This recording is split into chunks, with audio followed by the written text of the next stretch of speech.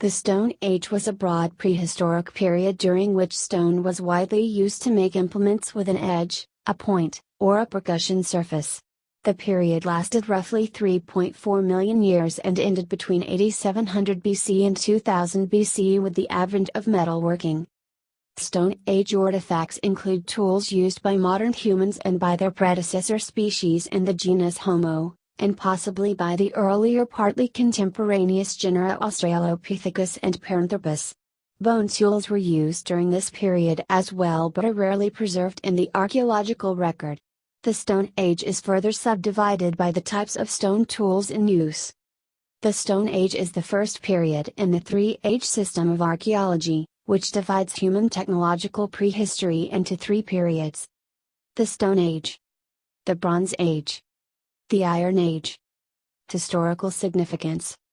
The Stone Age is contemporaneous with the evolution of the genus Homo, the only exception possibly being the early Stone Age, when species prior to Homo may have manufactured tools.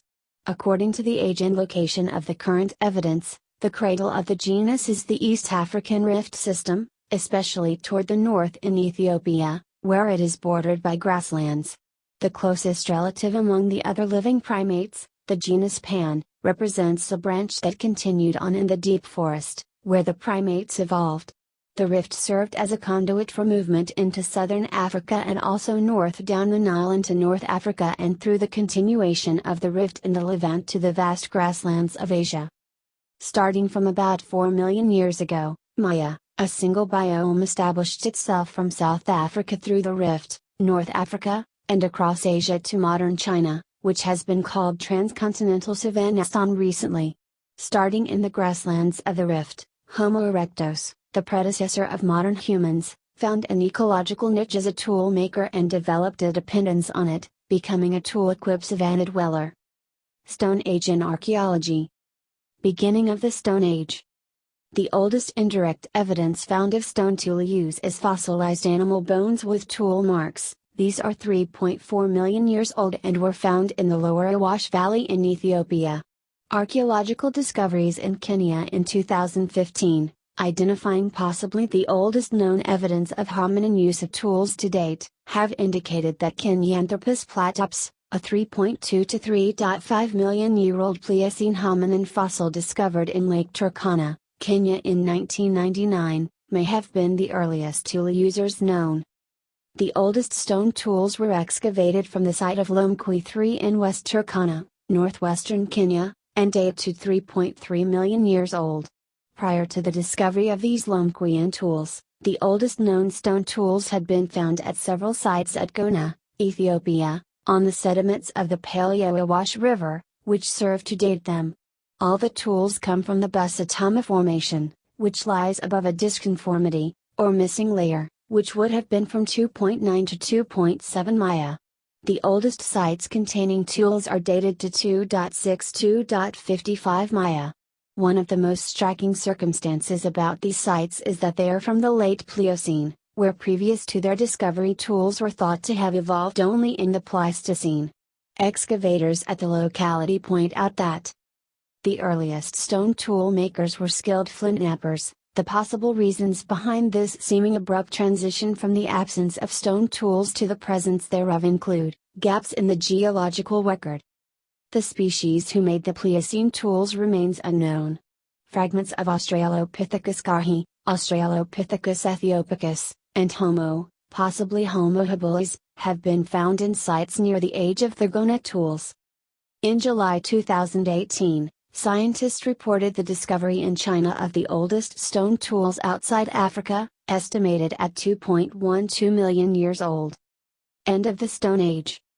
Innovation of the technique of smelting ore ended the Stone Age and began the Bronze Age. The first most significant metal manufactured was bronze, an alloy of copper and tin or arsenic, each of which was smelted separately. The transition from the Stone Age to the Bronze Age was a period during which modern people could smelt copper, but did not yet manufacture bronze, a time known as the Copper Age, or more technically the Chalcolithic or Neolithic, both meaning copper stone. The Chalcolithic by convention is the initial period of the Bronze Age. The Bronze Age was followed by the Iron Age. The transition out of the Stone Age occurred between 6000 and 2500 BC for much of humanity living in North Africa and Eurasia.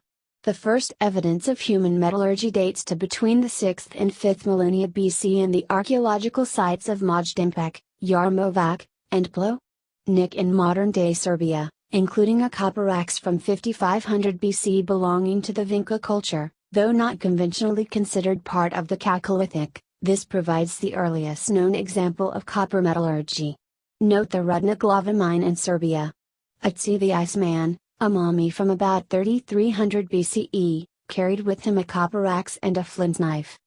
In regions such as sub-Saharan Africa, the Stone Age was followed directly by the Iron Age. The Middle East and Southeast Asian regions progressed past Stone Age technology around 6000 BCE. Europe, and the rest of Asia became post-Stone Age societies by about 4000 BCE.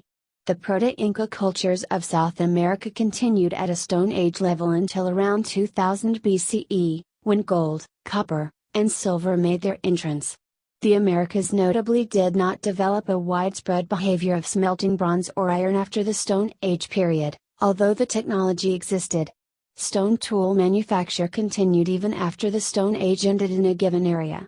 In Europe and North America, millstones were in use until well into the 20th century, and still are in many parts of the world. Concept of the Stone Age. The terms Stone Age, Bronze Age, and Iron Age were never meant to suggest that advancement in time periods in prehistory are only measured by the type of tool material, rather than, for example, social organization, food sources exploited, adaptation to climate, adoption of agriculture, cooking, settlement, and religion. Like pottery, the typology of the stone tools combined with the relative sequence of the types in various regions provide a chronological framework for the evolution of humanity and society. They serve as diagnostics of date, rather than characterizing the people or the society. Lithic analysis is a major and specialized form of archaeological investigation. It involves the measurement of the stone tools to determine their typology, function, and the technology involved. It includes scientific study of the lithic reduction of the raw materials, examining how the artifacts were made. Much of this study takes place in the laboratory in the presence of various specialists. In experimental archaeology, researchers attempt to create replica tools, to understand how they were made. Flint knappers are craftsmen who use sharp tools to reduce flintstone to flint tool. In addition to lithic analysis, the field prehistorian utilizes a wide range of techniques derived from multiple fields.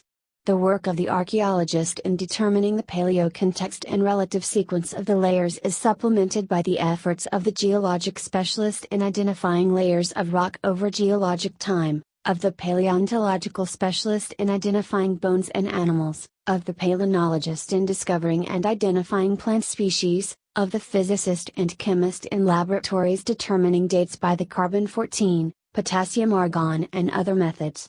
Study of the Stone Age has never been mainly about stone tools and archaeology, which are only one form of evidence. The chief focus has always been on the society and the physical people who belong to it. Useful as it has been, the concept of the Stone Age has its limitations. The date range of this period is ambiguous, disputed, and variable according to the region in question. While it is possible to speak of a general Stone Age period for the whole of humanity, some groups never developed metal smelting technology, so remained in a Stone Age until they encountered technologically developed cultures. The term was innovated to describe the archaeological cultures of Europe. It may not always be the best in relation to regions such as some parts of the Indies and Oceania, where farmers or hunter-gatherers used stone for tools until European colonization began. The archaeologists of the late 19th and early 20th centuries see, to adapt the three-age system to their ideas, hope to combine cultural anthropology and archaeology in such a way that a specific contemporaneous tribe can be used to illustrate the way of life and beliefs of the people exercising a specific Stone Age technology. As a description of people living today, the term Stone Age is controversial. The Association of Social Anthropologists discourages this use, asserting To describe any living group as primitive or Stone Age inevitably implies that they are living representatives of some earlier stage of human development that the majority of humankind has left behind. Three-stage system. In the 1920s, South African archaeologists organizing the stone tool collections of that country observed that they did not fit the newly detailed three-age system.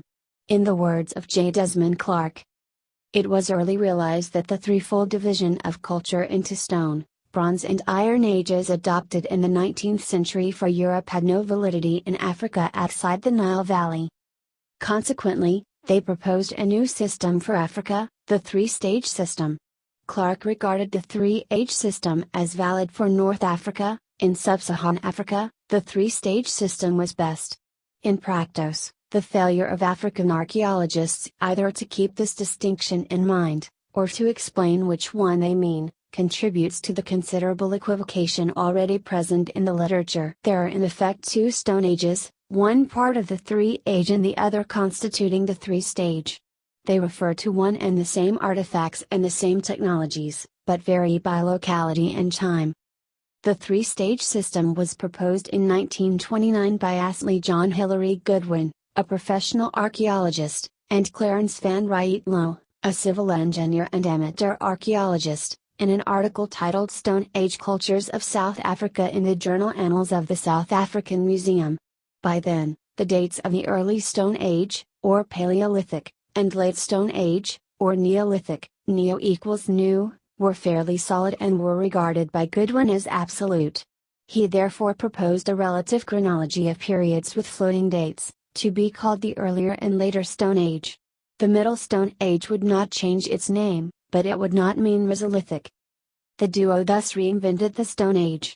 In sub-Saharan Africa, however, iron-working technologies were either invented independently or came across the Sahara from the north. See iron metallurgy in Africa. The Neolithic was characterized primarily by herding societies rather than large agricultural societies, and although there was copper metallurgy in Africa as well as bronze smelting, archaeologists do not currently recognize a separate Copper Age or Bronze Age. Moreover, the technologies included in those stages, as Goodwin called them, were not exactly the same. Since then, the original relative terms have become identified with the technologies of the Paleolithic and Mesolithic, so that they are no longer relative. Moreover, there has been a tendency to drop the comparative degree in favor of the positive, resulting in two sets of early, middle and late Stone Ages of quite different content and chronologies. By voluntary agreement, archaeologists respect the decisions of the Pan-African Congress on Prehistory, which meets every 4 years to resolve archaeological business brought before it. Delegates are actually international. The organization takes its name from the topic. Louis Leakey hosted the first one in Nairobi in 1947. It adopted Goodwin and Lowe's three-stage system at that time, the stages to be called early, middle, and later. Problem of the transitions. The problem of the transitions in archaeology is a branch of the general philosophic continuity problem, which examines how discrete objects of any sort that are contiguous in any way can be presumed to have a relationship of any sort. In archaeology, the relationship is one of causality. If period B can be presumed to descend from period A, there must be a boundary between A and B, the AB boundary. The problem is in the nature of this boundary. If there is no distinct boundary, then the population of A suddenly stopped using the customs characteristic of A and suddenly started using those of B, an unlikely scenario in the process of evolution. More realistically, a distinct border period, the AB transition, existed, in which the customs of A were gradually dropped and those of B acquired. If transitions do not exist, then there is no proof of any continuity between A and B. The Stone Age of Europe is characteristically in deficit of known transitions. The 19th and early 20th century innovators of the modern three-age system recognized the problem of the initial transition, the gap between the Paleolithic and the Neolithic. Louis Leakey provided something of an answer by proving that man evolved in Africa. The Stone Age must have begun there to be carried repeatedly to Europe by migrant populations. The different phases of the Stone Age thus could appear there without transitions. The burden on African archaeologists became all the greater, because now they must find the missing transitions in Africa. The problem is difficult and ongoing. After its adoption by the First Pan-African Congress in 1947, the three-stage chronology was amended by the Third Congress in 1955 to include a first intermediate period between early and middle, to encompass the Smith and Sengoan technologies, and the second intermediate period between middle and later, to encompass the Magosian technology and others. The chronologic basis for definition was entirely relative. With the arrival of scientific means of finding an absolute chronology, the two intermediates turned out to be will-o'-the-wisps. They were in fact Middle and Lower Paleolithic. Smith is now considered to be a facies of Acheulean, while Sengoan is a facies of Lutumban. Magosian is an artificial mix of two different periods. Once seriously questioned, the intermediates did not wait for the next Pan-African Congress 2 years hence, but were officially rejected in 1965, again on an advisory basis, by Berg-Ordenstein Conference No. 29, Systematic Investigation of the African Later Tertiary and Quaternary, a conference in anthropology held by the Wintergren Foundation, at Berg-Ordenstein Castle, which it then owned in Austria, attended by the same scholars that attended the Pan-African Congress, including Louis Leakey and Mary Leakey, who was delivering a pilot presentation of her typological analysis of early Stone Age tools, to be included in her 1971 contribution to Olduvai Gorge, Excavations in Beds 1 and 2, 1960-1963. However, although the intermediate periods were gone, the search for the transitions continued. Chronology. In 1859 Jens Jacob Orsay first proposed a division of the Stone Age into older and younger parts based on his work with Danish kitchen mittens that began in 1851. In the subsequent decades this simple distinction developed into the archaeological periods of today. The major subdivisions of the Three-Age Stone Age cross two epoch boundaries on the geologic time scale. The geologic Pliocene-Pleistocene boundary, highly glaciated climate. The Paleolithic period of archaeology. The geologic Pleistocene-Holocene boundary, modern climate. Mesolithic or Epipaleolithic period of archaeology. Neolithic period of archaeology. The succession of these phases varies enormously from one region, and culture, to another. Three-age chronology. The Paleolithic or Paleolithic, from Greek. Palaios, old, and lithos, stonelit. Old Stone, coined by archaeologist John Lubbock and published in 1865, is the earliest division of the Stone Age. It covers the greatest portion of humanity's time, roughly 99% of human technological history, where human and humanity are interpreted to mean the genus Homo, extending from 2.5 or 2.6 million years ago, with the first documented use of stone tools by hominins such as Homo habilis, to the end of the Pleistocene around 10,000 BCE. The Paleolithic era ended with the Mesolithic, or in areas with an early Neolithization, the Epipaleolithic. Lower Paleolithic. At sites dating from the Lower Paleolithic period, about 2,500,000 to 200,000 years ago, simple pebble tools have been found in association with the remains of what may have been the earliest human ancestors. A somewhat more sophisticated Lower Paleolithic tradition, known as the chopper-chopping tool industry, is widely distributed in the Eastern Hemisphere. This tradition is thought to have been the work of the hominin species named Homo erectus. Although no such fossil tools have yet been found, it is believed that H. erectus probably made tools of wood and bone as well as stone. About 700,000 years ago, a new Lower Paleolithic tool, the hand axe, appeared. The earliest European hand axes are assigned to the Abbevillean industry, which developed in northern France in the valley of the Somme River. A later, more refined hand axe tradition is seen in the Acheulean industry, evidence of which has been found in Europe, Africa, the Middle East, and Asia. Some of the earliest known hand axes were found at Olduvai Gorge, Tanzania, in association with remains of H. erectus. Alongside the hand axe tradition there developed a distinct and very different stone tool industry, based on flakes of stone. Special tools were made from worked, carefully shaped, flakes of flint. In Europe, The Clactonian industry is one example of a flake tradition. The early flake industries probably contributed to the development of the Middle Paleolithic flake tools of the Mousterian industry, which is associated with the remains of Neanderthal man. Aldoan in Africa. The earliest documented stone tools have been found in eastern Africa, manufacture is unknown, at the 3.3 million-year-old site of Lomkwi 3 in Kenya. Better known are the later tools belonging to an industry known as Aldoan, after the type site of Olduvai Gorge in Tanzania. The tools were formed by knocking pieces off a river pebble, or stones like it, with a hammer stone to obtain large and small pieces with one or more sharp edges. The original stone is called a core, the resultant pieces, flakes. Typically, but not necessarily, small pieces are detached from a larger piece, in which case the larger piece may be called the core and the smaller pieces the flakes. The prevalent usage, however, is to call all the results flakes, which can be confusing. A split in half is called bipolar flaking. Consequently, the method is often called core and flake. More recently, the tradition has been called small flakes since the flakes were small compared to subsequent Acheulean tools. The essence of the Aldoan is the making and often immediate use of small flakes. Another naming scheme is pebble core technology, PBC. Pebble cores are artifacts that have been shaped by varying amounts of hard hammer percussion.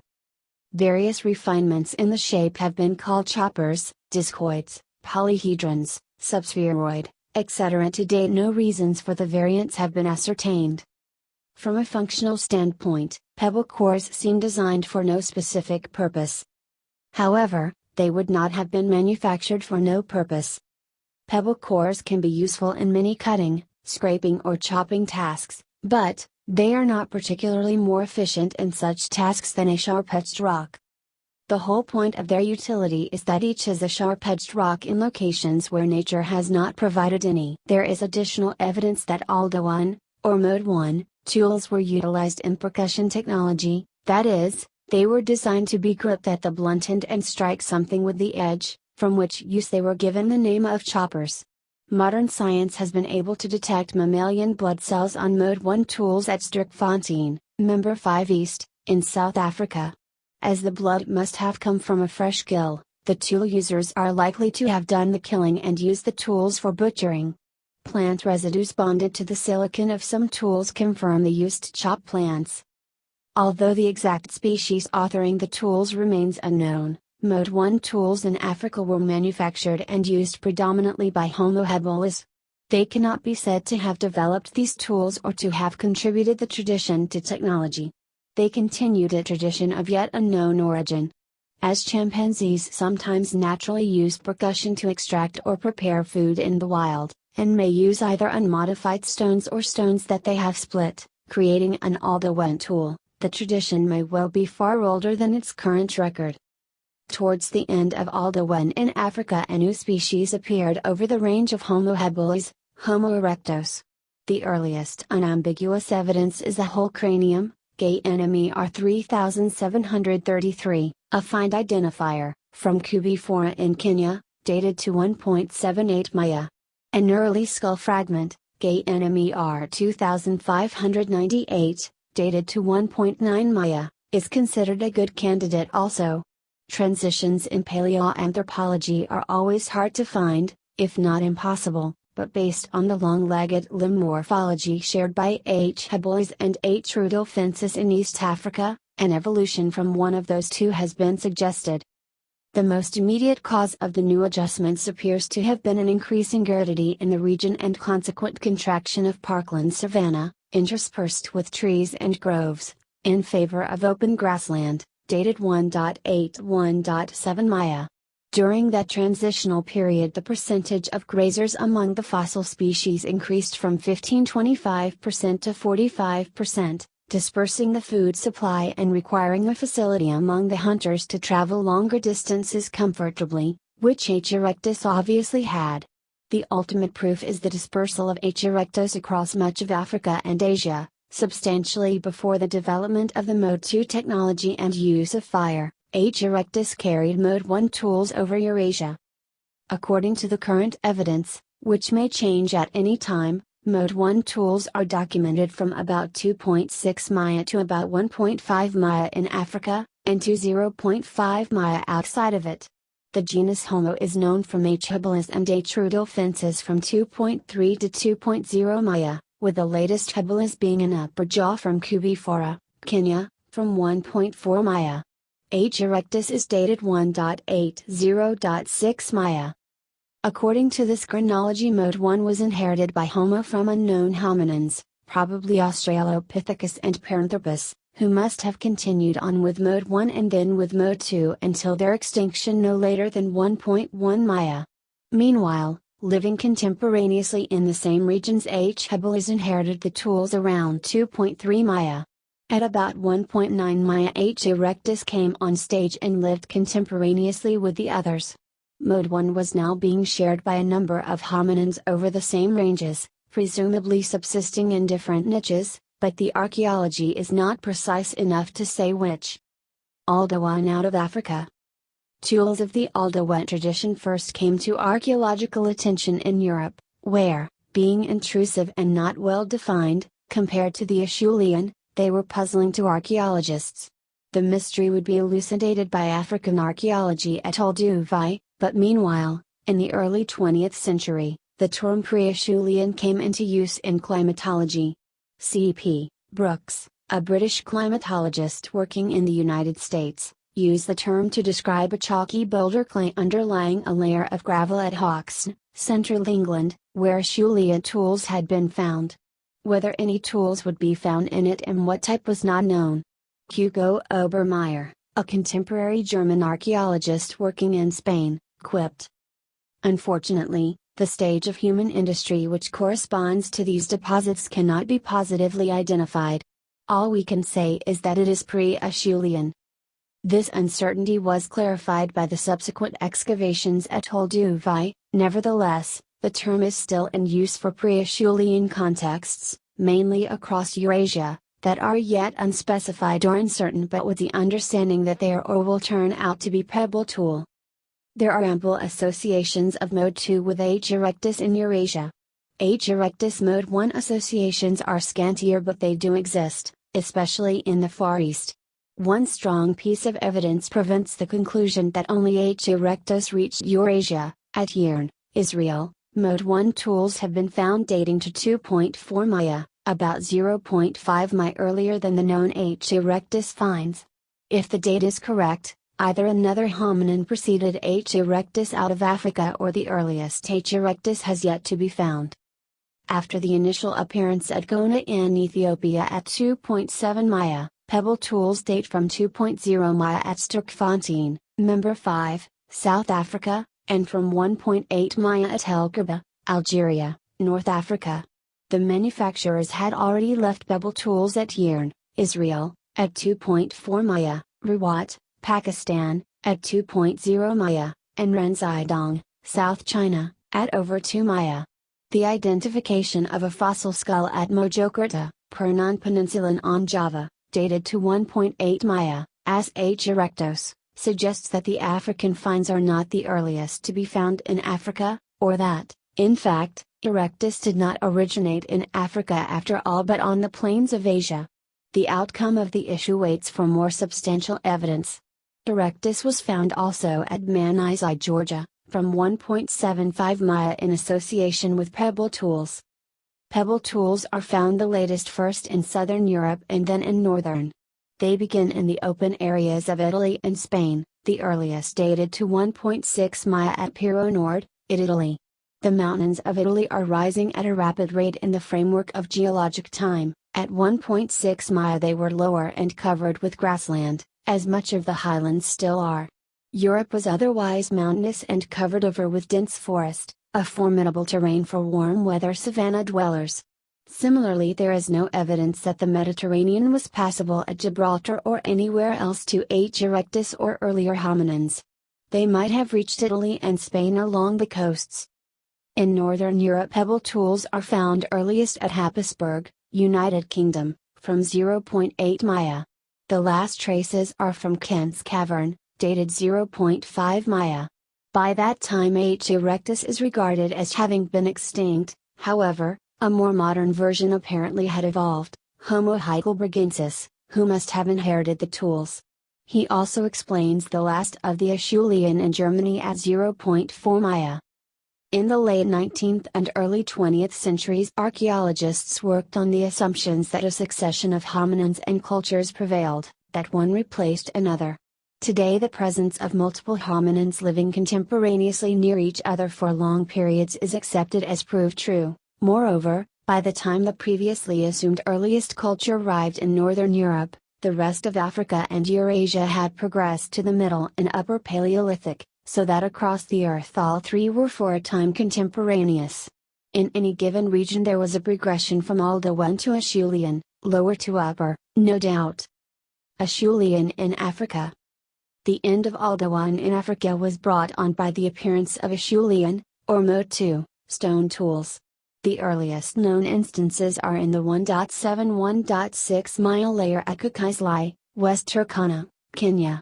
At Sterkfontein, South Africa, they are in Member 5 West, 1.7-1.4 Maya. The 1.7 is a fairly certain, fairly standard date. Motu is often found in association with H. erectus. It makes sense that the most advanced tools should have been innovated by the most advanced hominin, consequently, they are typically given credit for the innovation. A Motu tool is a biface consisting of two concave surfaces intersecting to form a cutting edge all the way around, except in the case of tools intended to feature a point. More work and planning go into the manufacture of a Motu tool. The manufacturer hits a slab off a larger rock to use as a blank. Then large flakes are struck off the blank and worked into bifaces by hard hammer percussion on an anvil stone. Finally the edge is retouched, small flakes are hit off with a bone or wood soft hammer to sharpen or resharpen it. The core can be either the blank or another flake. Blanks are ported for manufacturing supply in places where nature has provided no suitable stone. Although most Mode 2 tools are easily distinguished from Mode 1, there is a close similarity of some Aldoan and some Acheulean, which can lead to confusion. Some Aldoan tools are more carefully prepared to form a more regular edge. One distinguishing criterion is the size of the flakes.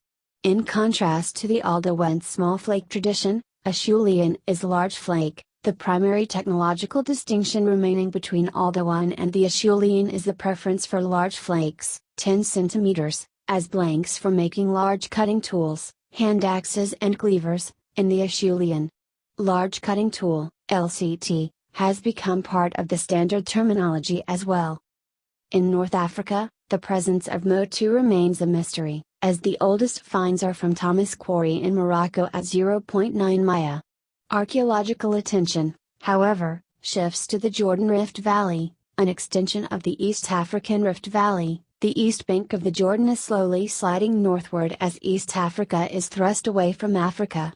Evidence of use of the Nile Valley is in deficit, but hominins could easily have reached the Paleo-Jordan River from Ethiopia along the shores of the Red Sea. One side or the other a crossing would not have been necessary, but it is more likely there than over a theoretical but unproven land bridge through either Gibraltar or Sicily. Meanwhile, Acheulean went on in Africa past the 1.0 Maya mark and also past the extinction of H. erectus there. The last Acheulean in East Africa is at Ulursali, Kenya, dated to about 0.9 Maya. Its owner was still H. erectus, but in South Africa, Acheulean at Elansfontein, 1.00.6 Maya, is associated with Saldanaman, classified as H. heidelbergensis, a more advanced, but not yet modern, descendant most likely of H. erectus. The Thoman Quarry hominins in Morocco similarly are most likely Homo rhodesiensis, in the same evolutionary status as H. heidelbergensis. Acheulean out of Africa. Motu is first known out of Africa at Ubadia, Israel, a site now on the Jordan River, then frequented over the long term, hundreds of thousands of years, by Homo on the shore of a variable level paleo lake, long since vanished. The geology was created by successive transgression and regression of the lake resulting in 4 cycles of layers. The tools are located in the first 2, cycles Li, Limerick inferior, and Phi, fluviatile inferior, but mostly infi. The cycles represent different ecologies and therefore different cross-sections of fauna, which makes it possible to date them. They appear to be the same faunal assemblages as the Farina-faunal unit in Italy, known from excavations at Savla and Pietrafida, dated to 1.6-1.2 Maya.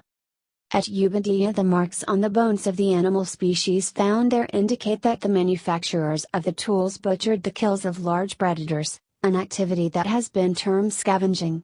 There are no living floors, nor did they process bones to obtain the marrow.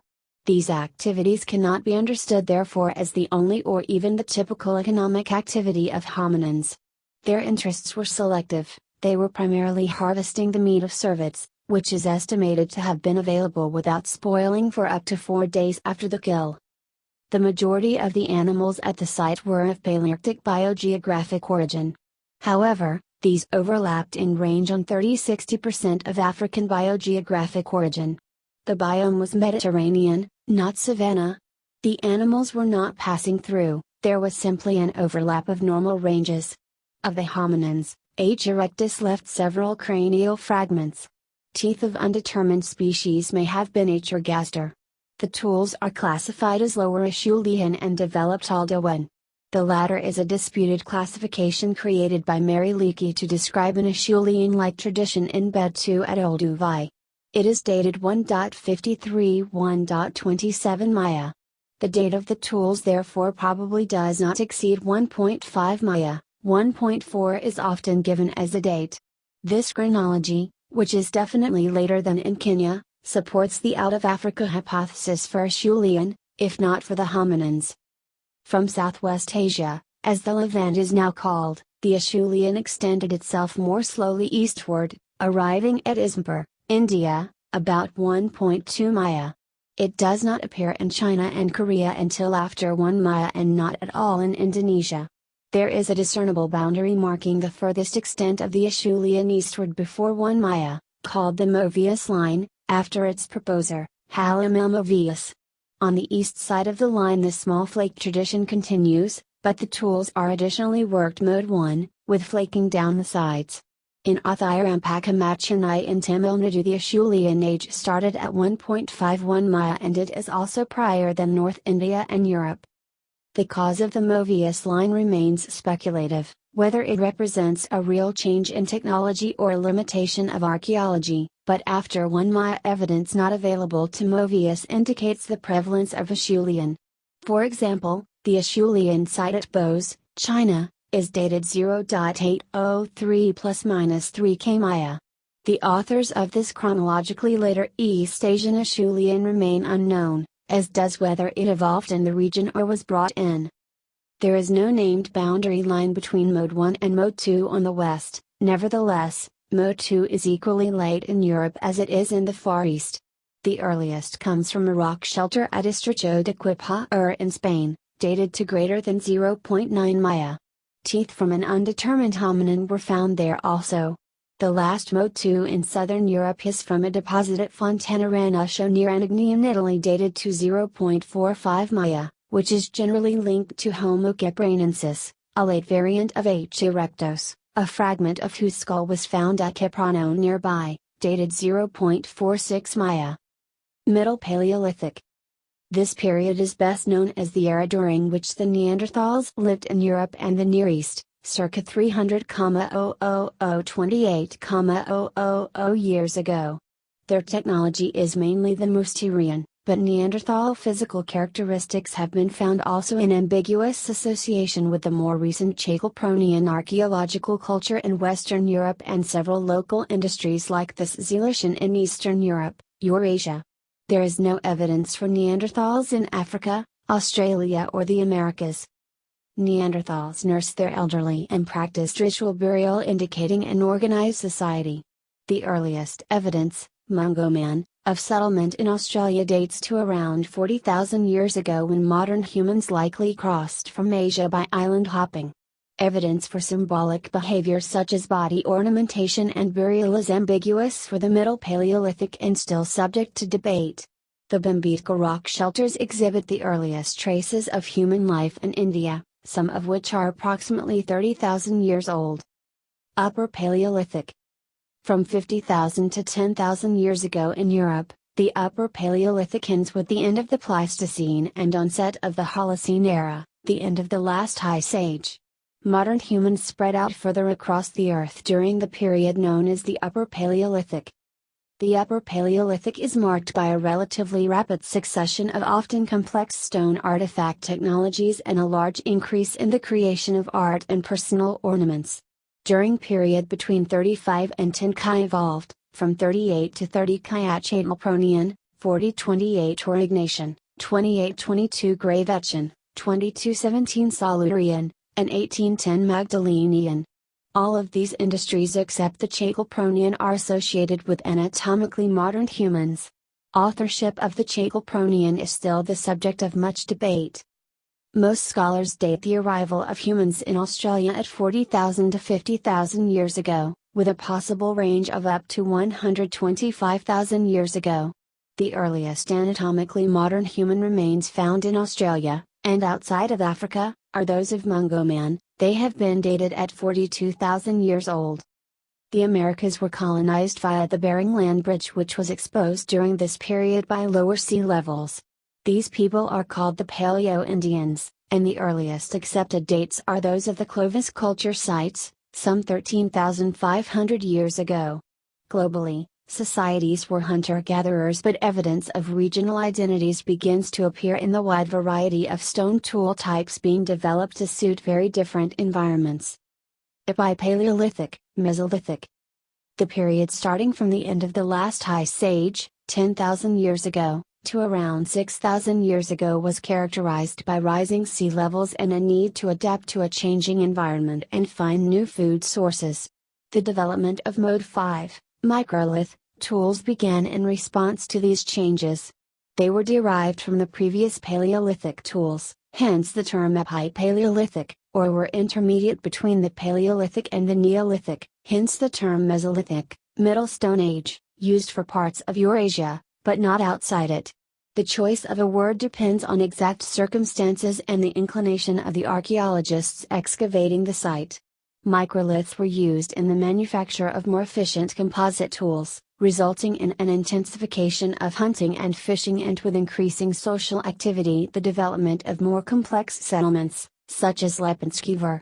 Domestication of the dog as a hunting companion probably dates to this period.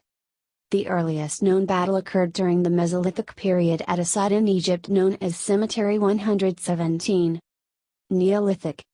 The Neolithic, or New Stone Age, was approximately characterized by the adoption of agriculture. The shift from food gathering to food producing, in itself one of the most revolutionary changes in human history, was accompanied by the so-called Neolithic Revolution, the development of pottery, polished stone tools, and construction of more complex, larger settlements such as Göbekli Tepe and Çatalhöyük Ayuk. Some of these features began in certain localities even earlier, in the transitional Mesolithic. The first Neolithic cultures started around 7000 BC in the Fertile Crescent and spread concentrically to other areas of the world. However, the Near East was probably not the only nucleus of agriculture, the cultivation of maize in Mesoamerica and of rice in the Far East being others. Due to the increased need to harvest and process plants, ground stone and polished stone artifacts became much more widespread, including tools for grinding, cutting, and chopping. Skara located in Orkney off Scotland is one of Europe's best examples of a Neolithic village. The community contains stone beds, shelves and even an indoor toilet linked to a stream. The first large-scale constructions were built, including settlement towers and walls, for example, Jericho, Tel Es Sultan, and ceremonial sites, for example, Stonehenge. The Gantija temples of Gozo in the Maltese archipelago are the oldest surviving freestanding structures in the world, erected circa 3600–2500 BCE. The earliest evidence for established trade exists in the Neolithic, with newly settled people importing exotic goods over distances of many hundreds of miles. These facts show that there were sufficient resources and cooperation to enable large groups to work on these projects. To what extent this was a basis for the development of elites and social hierarchies is a matter of ongoing debate. Although some late Neolithic societies formed complex stratified chiefdoms similar to Polynesian societies such as the ancient Hawaiians, based on the societies of modern tribesmen at an equivalent technological level, most Neolithic societies were relatively simple and egalitarian. A comparison of art in the two ages leads some theorists to conclude that Neolithic cultures were noticeably more hierarchical than the Paleolithic cultures that preceded them. African chronology. Early Stone Age, ESA. The Early Stone Age in Africa is not to be identified with the Old Stone Age, a translation of Paleolithic, or with Paleolithic, or with the earlier Stone Age that originally meant what became the Paleolithic and Mesolithic. In the initial decades of its definition by the Pan-African Congress of Prehistory, it was parallel in Africa to the Upper and Middle Paleolithic.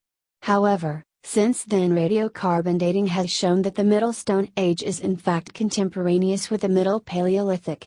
The Early Stone Age therefore is contemporaneous with the Lower Paleolithic and happens to include the same main technologies, Aldoan and Acheulean, which produced Mode 1 and Mode 2 stone tools respectively.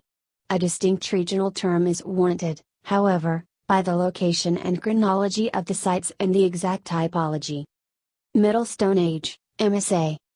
The Middle Stone Age was a period of African prehistory between Early Stone Age and Late Stone Age. It began around 300,000 years ago and ended around 50,000 years ago. It is considered as an equivalent of European Middle Paleolithic. It is associated with anatomically modern or almost modern Homo sapiens. Early physical evidence comes from Amo and Herto, both in Ethiopia and dated respectively at circa 195 Ka and at circa 160 Ka. Later Stone Age, LSA. The Later Stone Age, LSA, sometimes also called the Late Stone Age, refers to a period in African prehistory. Its beginnings are roughly contemporaneous with the European Upper Paleolithic. It lasts until historical times and this includes cultures corresponding to Mesolithic and Neolithic in other regions. Material culture. Tools. Stone tools were made from a variety of stones. For example, flint and chert were shaped, or chipped, for use as cutting tools and weapons, while basalt and sandstone were used for ground stone tools, such as Gordon stones. Wood, bone, shell, antler, deer, and other materials were widely used, as well. During the most recent part of the period, sediments, such as clay, were used to make pottery. Agriculture was developed and certain animals were domesticated as well. Some species of non-primates are able to use stone tools, such as the sea otter, which breaks abalone shells with them. Primates can both use and manufacture stone tools. This combination of abilities is more marked in apes and men, but only men, or more generally hominins, depend on tool use for survival. The key anatomical and behavioral features required for tool manufacture, which are possessed only by hominins, are the larger thumb and the ability to hold by means of an assortment of grips. Food and drink. Food sources of the Paleolithic hunter-gatherers were wild plants and animals harvested from the environment. They liked animal organ meats, including the livers, kidneys and brains. Large seeded legumes were part of the human diet long before the agricultural revolution, as is evident from archaeobotanical finds from the Mousterian layers of Gabara Cave, in Israel. Moreover, recent evidence indicates that humans processed and consumed wild cereal grains as far back as 23,000 years ago in the Upper Paleolithic. Near the end of the Wisconsin glaciation, 15,000 to 9,000 years ago, mass extinction of megafauna such as the woolly mammoth occurred in Asia, Europe, North America, and Australia. This was the first Holocene extinction event. It possibly forced modification in the dietary habits of the humans of that age, and with the emergence of agricultural practices, plant-based foods also became a regular part of the diet. A number of factors have been suggested for the extinction, certainly overhunting, but also deforestation and climate change. The net effect was to fragment the vast ranges required by the large animals and extinguish them piecemeal in each fragment. Shelter and habitat. Around 2 million years ago, Homo habilis is believed to have constructed the first man-made structure in East Africa, consisting of simple arrangements of stones to hold branches of trees in position. A similar stone circular arrangement believed to be around 380,000 years old was discovered at Terra Amata, near Nice, France. Concerns about the dating have been raised, see Terra Amata. Several human habitats dating back to the Stone Age have been discovered around the globe, including a tent-like structure inside a cave near the Grotte du Lazaret, Nice, France. A structure with a roof supported with timber, discovered in Dolní Věstonice, the Czech Republic, dates to around 23,000 BCE. The walls were made of packed clay blocks and stones. Many huts made of mammoth bones were found in Eastern Europe and Siberia. The people who made these huts were expert mammoth hunters. Examples have been found along the Dnieper River valley of Ukraine, including near Chernihiv, in Moravia, Czech Republic and in southern Poland. An animal hide tent dated to around 15,000 to 10,000 BCE, in the Magdalenian, was discovered at Plateau-Périgny, France. Art. Prehistoric art is visible in the artifacts.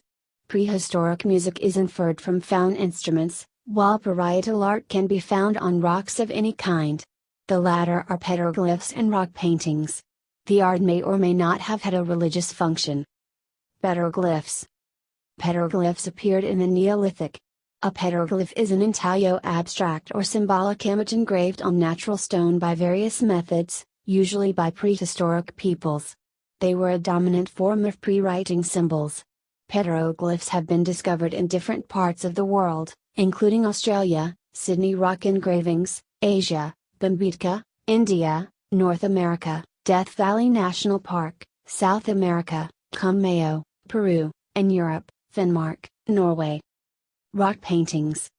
In Paleolithic times, mostly animals were painted, in theory ones that were used as food or represented strength, such as the rhinoceros or large cats, as in the Chavad cave. Signs such as dots were sometimes drawn. Rare human representations include handprints and half-human/half-animal figures. The cave of Chauvet in the Ardèche Department, France, contains the most important cave paintings of the Paleolithic era, dating from about 36,000 BCE. The Altamira cave paintings in Spain were done 14,000 to 12,000 BC and show, among others, bisons. The Hall of Bulls in Lascaux, Dordogne, France, dates from about 15,000 to 10,000 BCE. The meaning of many of these paintings remains unknown. They may have been used for seasonal rituals. The animals are accompanied by signs that suggest a possible magic use. Arrow-like symbols in Lascaux are sometimes interpreted as calendar or almanac cues, but the evidence remains interpretative.